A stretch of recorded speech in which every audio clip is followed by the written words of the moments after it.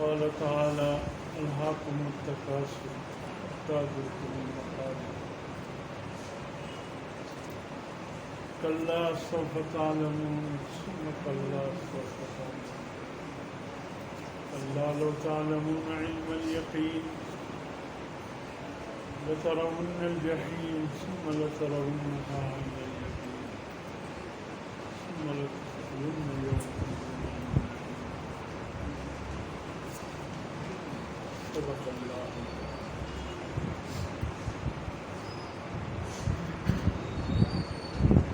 میرے محترم دوستو، انسان دن بدن اپنے وقت اجل کے قریب جا رہا ہے، اور دوسری طرف مال کی ہرس ہے جس نے انسان کو پاگل بنایا.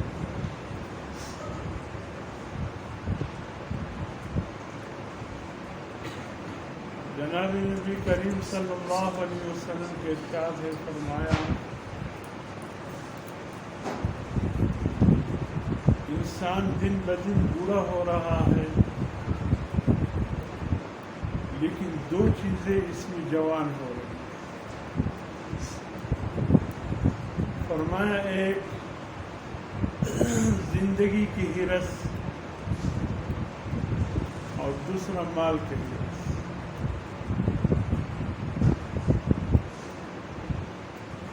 ہر انسان کی یہ خواہش ہے کہ کاش اس کی زندگی 1000 سال ہو، لیکن پھر کیا کرے؟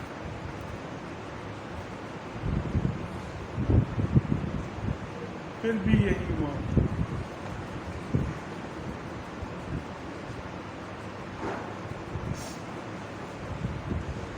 اگر 1000 سال بھی کسی کو ملے تو پھر کیا؟ اور جو اللہ نے زندگی مقرر کی ہے وہی گزارے تو پھر.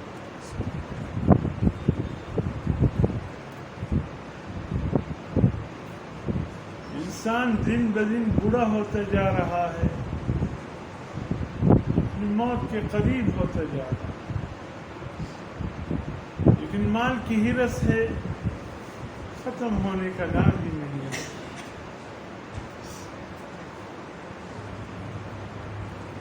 الہاکم التکاثر، ہلاکت تک پہنچایا. تکاثر مال کی کثرت نے انسان، ہلاکت تک پہنچایا، اور تکاثر مال کی کثرت نے انسان حتی زرتم المقابر، یہاں تک کہ قبر کی مٹی کو دیکھ. کلا سوف تعلمون، بہت جلد جان لو. ثم کلا سوف تعلمون، پھر بہت جلد جان لو.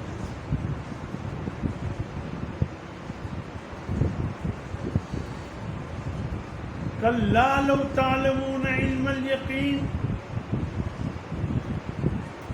ہرگز یہ بات نہیں کہ کس طرح جانو گے، علم یقین کے ساتھ جان لو گے.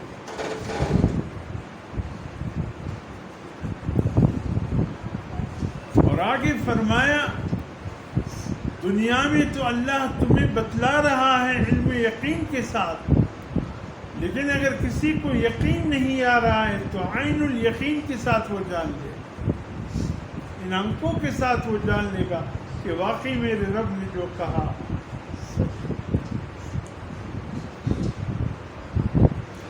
ثم لتسألن یومئذ عن النعیم، ایک ایک چیز کا قیامت کے دن تم سے سوال ہوگا. اللہ نے دنیا میں جو نعمت دی،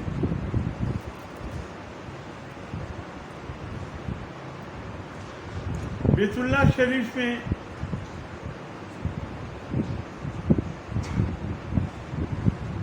ایک دفعہ میں داخل ہوا، مسجد نبوی میں ایک دفعہ میں داخل ہوا، پتہ نہیں ایک دو بزرگ تھے صفائی والے، ان کو کیا خیال آیا،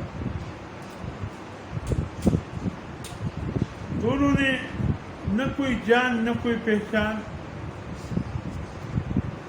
دونوں نے مجھے کہا کہ آپ تشریف لے آئے, آپ کو ایک نظارہ دکھانا چاہتا مسجد نبوی کے اندر. جیسے ہی باب فہد کی طرف میں داخل ہوا, پھر باب فہد سے تھوڑا ٹرن کاتے ہوئے باب مجیدی کی طرف جاتا, بالکل اس کونے میں. نہ میں باب المجیدی پر تھا نہ باب فہد پر تھا, بیچ میں سے کونے میں تھا. یا شاید میں پہلے آ گیا تھا کہ چلے کوئی اور کام نہیں, تلاوت کروں.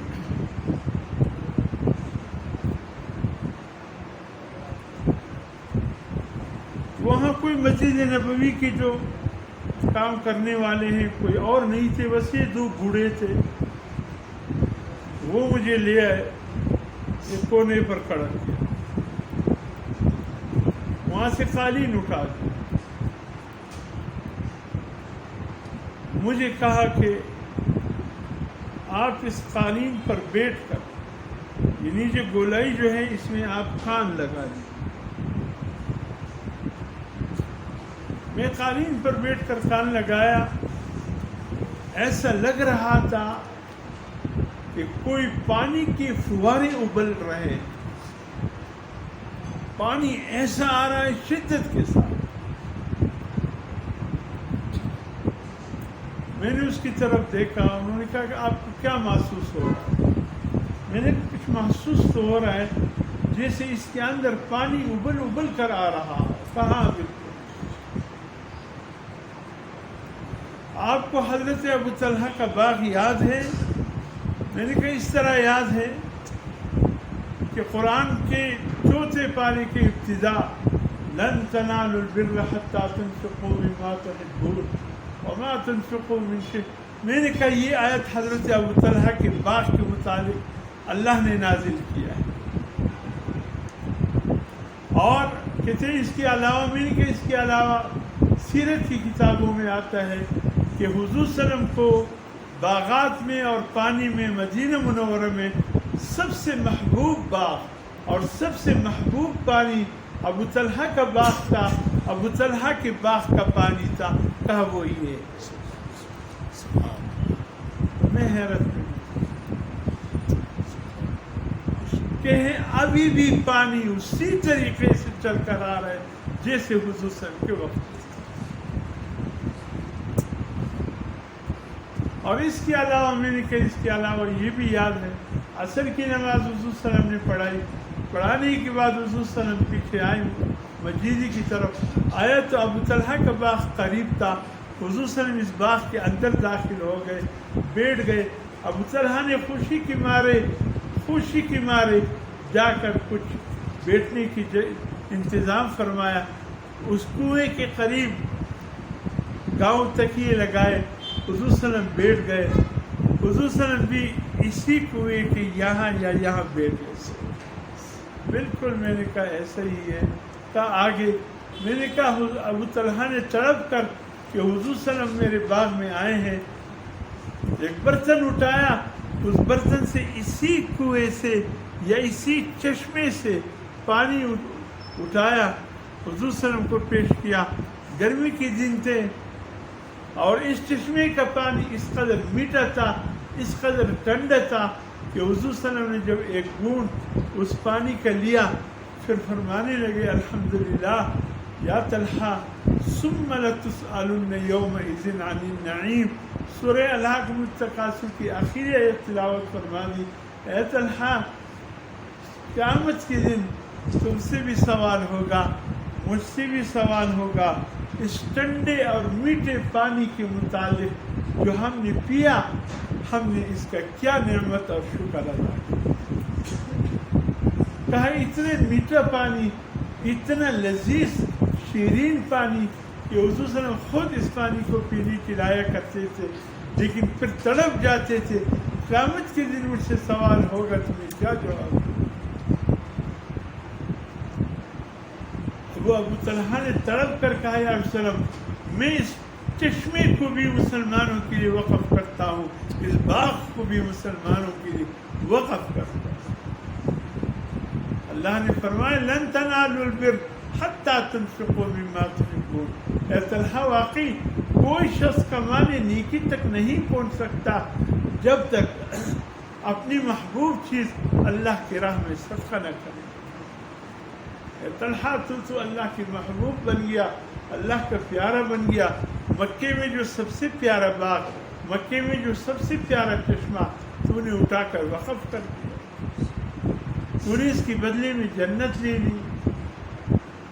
وما تنفقوا من شيء فإن الله به عليم۔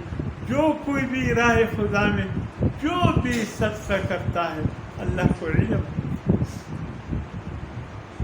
میرے محترم دوستو، چوتھے پاری کی ابتدا اسی باغ کے کنویں سے ہوتی ہے، اسی باغ سے، ابو طلحہ کے قربانیوں سے اللہ نے اس کی بدلے میں جنت کی بشارت دے دی۔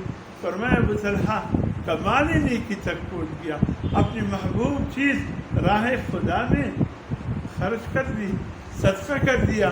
سبحان اللہ۔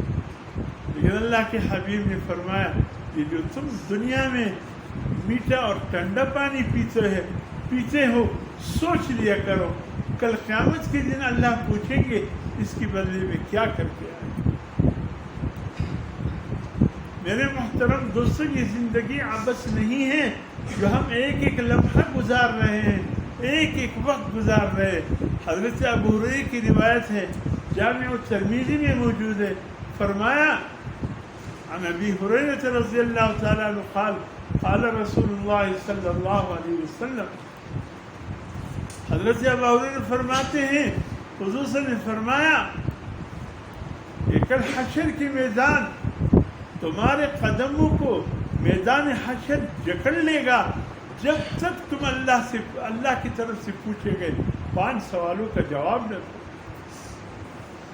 عمر کیسی گزاری، جوانی کیسی گزر گئی، مال کہاں سے کمایا اور خرچ کیسے کیا، جو علم تھا اس پر عمل کہاں تک،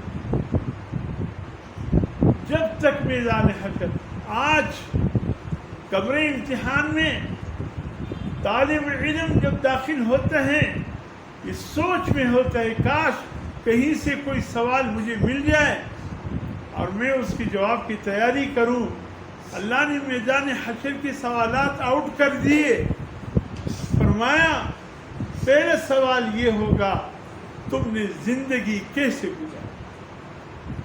سوچو، ہر ایک اپنے گریبانوں میں جا کر دیکھو، احکم الحاکمین ہم سے پوچھیں گے، رب العالمین ہم سے پوچھیں گے، جس کی ذات سے کوئی بات بھی پوشیدہ نہیں، ایک ایک چیز کا علم ہے اس اللہ کو، ایک ایک بات جانتے ہیں وہ اللہ، کہاں تک چھپائیں گے، کیسے چھپائیں گے۔ ایک دن حضور صلی اللہ علیہ وسلم مسکرائے، صحابہ بیٹھے ہوئے تھے، فرمانے لگے یا رسول اللہ کوئی ایسی بات تو نہیں ہوئی، نہ کسی نے کوئی ایسی مذاقن بات کی ہو، کوئی مذاق والی بات ہوئی ہو جس پر آپ کو مسکرانا آیا ہو یا آپ مسکرائے ہو؟ یا رسول اللہ کس بات پہ مسکرانا آیا؟ فرمایا قیامت کے دن بندے کے حال پہ مسکرانا آیا۔ اللہ پوچھیں گے ہاں بندے، اس کا عمل نامہ دے کر فرمائیں گے اقرأ کتابک کفا بنفسک اليوم علیک حسیبا، اے میرے بندے یہ عمل نامہ تیرا ہے، آج کسی اور سے نہیں پوچھتے، میں نہیں پوچھتا، کوئی بھی نہیں، خود پڑھے، خود فیصلہ کرے تو جنت میں جانے کا مستحق ہے یا جہنم میں جانے۔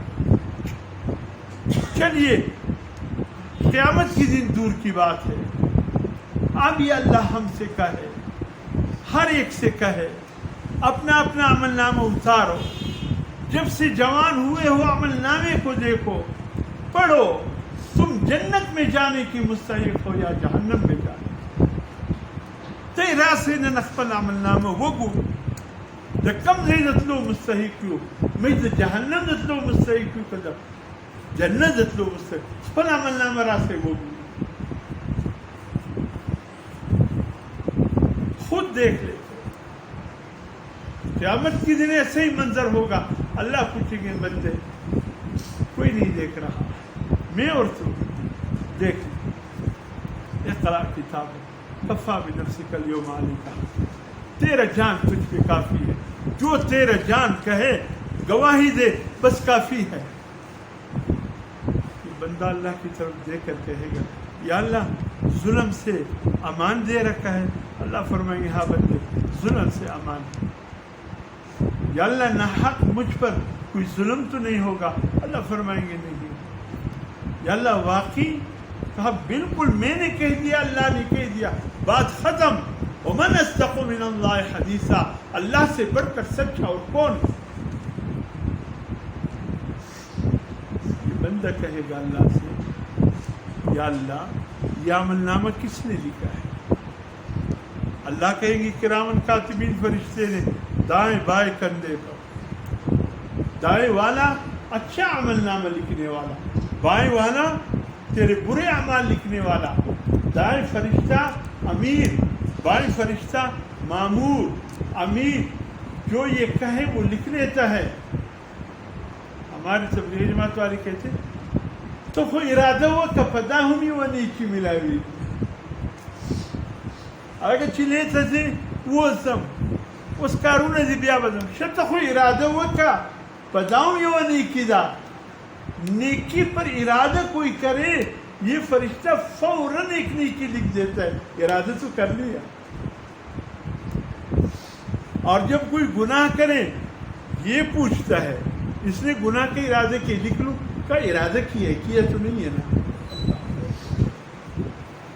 یہ کسی سے پوچھنے کا پابند نہیں، یہ پوچھنے کا پابند ہے۔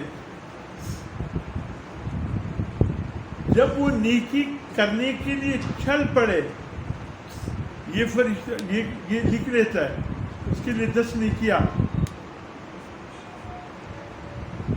اور جب کر لے نیت کے مطابق جتنا صاف نیت ہوگا اتنی زیادہ اجر۔ اور یہ جب چل پڑے گناہ کے لیے یہ کہتے لکھوں کا ابھی تک کیا تو نہیں ہے، نکلا ہے نا۔ جب گناہ کے لیے بیٹھ جائے یہ پھر کہتا ہے اب تو بیٹھ گیا لکھو، بھائی کیا تو نہیں ہے نا۔ اتنا موقع دیتا ہے یہ فرشتہ کہ شاید کسی موقع پر یہ گناہ سے پاک نہیں لکھتے۔ جب آخری ہو جائے پڑ جائے پھر یہ کہتا ہے بھائی کیا کرنا، ایک ہی گناہ لکھنا زیادہ نہیں۔ تو اللہ فرمائیں گے میرے فرشتے تھے کرامن کاتبین، اچھا ان کا قلم کیا ہے، لکھنے کی سیاہی کیا ہے، کبھی سوچا ہے؟ علماء مصر نے اس پر تحقیق کی، آخری تحقیق یہ آئی صاحب نے کہ ان کرامن کاتبین کے ساتھ جو قلم ہے وہ انسان کی زبان کا نوک ہے، اور جو سیاہی ہے وہ انسان کی تھوک ہے۔ جب تک یہ قلم گس نہ جائے، ختم نہ ہو جائے، یہ سیاہی ختم نہ ہو جائے، اس وقت تک ان کا قلم بھی صحیح، سیاہی بھی صحیح۔ اللہ فرمائیں گے میں فرشتوں نے لکھا، اللہ فرشتوں کو تو میں نے نہیں دیکھا، کب دیکھا؟ میں نے ایک فرشتے کو نہیں دیکھا۔ اللہ فرمائیں گے میری فرشتوں پر یقین نہیں ہے، یا اللہ میں نے نہیں دیکھا۔ اللہ رب العزت فرمائیں گے اچھا کس پر یقین ہے تاکہ اسی سے سوال کروں، یا اللہ بجز میرے بدن کے میں کسی اور کو نہیں مانتا، نہ فرشتوں نے مجھے دیکھا لکھتے ہوئے، نہ میں نے کسی کو دیکھا، یا اللہ میں نے کسی کو نہیں دیکھا، ہاں میرے بدن میرے ساتھ تھا، میرے ہاتھ سے پوچھو، میرے پاؤں سے پوچھو، پھر میں مانوں۔ اللہ مسکرا کر فرمائیں ٹھیک ہے، الیوم نختم علی افواہہم وتکلمنا علی، چلیے سورہ یاسین، ہم تیرے زبان پہ مہر لگا دیتے، ہاں بھئی ہاتھ تو بتا، پاؤں تو بتا، کان تو بتا، آنکھیں تو بتا، کس نے کیا کیا ہے، یہ اس کا عمل نامہ ہے کہ نہیں؟ اب عائشہ نے فرمایا یا رسول اللہ کیا آنکھیں بول سکیں گے، کان بول سکیں گے، ہاتھ پاؤں بول سکیں گے؟ خصوصاً فرمایا بھئی زبان گوشت کا ایک لوتڑا ہی تو ہے، اس کو بولنے کی طاقت کس نے دی ہے؟ جو ذات زبان کو بولنے کی طاقت دے سکتا ہے وہ ذات آنکھوں کو بھی بولنے کی طاقت دے سکتا، جو ذات زبان کے لوچنے کو بولنے کی قوت دے سکتا ہے، وہ ذات پاؤں کو بھی بولنے کی قوت دے سکتا ہے۔ یہ زبان، یہ گوشت کے لوچنے ہی تو ہے، اس کا کیا کمال ہے؟ اللہ نے بولنے کی طاقت دی ہے۔ نہ بول سکے 18 سال کا کڑیل نوجوان بولنے سے قاصر ہوتا ہے، زبان ٹھیک، سب کچھ ٹھیک، جی گونگا ہے، بول نہیں سکتا۔ تو زبان کو بولنے کی طاقت اللہ نے دی ہے۔ اللہ فرمائیں گے ہاں اب بتاؤ، زبان سے کہے گا اب بتاؤ، پاؤں نے اقرار کر لیا، ہاتھوں نے اقرار کر لیا، آنکھوں نے اقرار کر لیا، کان نے اقرار، اب یہ ان کو ڈانٹ کر کہے گا میں نے تمہیں بچانے کے لیے جھوٹ بولا تھا، کم از کم تم تو جھوٹ بولنے تھے، کہا کہ اللہ کے سامنے ہم جھوٹ بولے۔ حضور صلی اللہ علیہ وسلم مسکرائے، فرمایا یہ کس کس سے چھپائے گا، اپنے عمل نامے کو کس کس سے چھپائے گا؟ میرے محترم دوستو، سوچ لیجئے، اللہ جب پوچھے کہ زندگی کیسے گزاری، ہمارے پاس جواب ہے یا اللہ تیری رضا میں یا تیری نافرمانی میں، یا اللہ تجھے راضی کرنے میں یا تجھے ناراض کرنے میں جوانی کہاں گزاری، یا اللہ تیری رضا کے کام میں یا ناراض ہونے کے کام میں، ظالم کی حمایت میں یا مظلوم کی حمایت میں کہاں گزاری جوانی دیوانی۔ جوانی کا الگ سے سوال، در جوانی توبہ کردن شیوہ پیمبریز، وقت پیری گرگ ظالم شود پرہیزگار۔ وقت ظالم، وقت جوانی توبہ کرنا طریقہ ہے انبیاء کا۔ ارے جب بوڑھے ہو جاتے ہو تو پھر ظالم بیڑیے بھی پرہیزگار بن جاتے ہیں، وہ بھی کسی دور غار میں جا کر بیٹھ جاتے ہیں، اب شکار کی ہمت باقی نہیں۔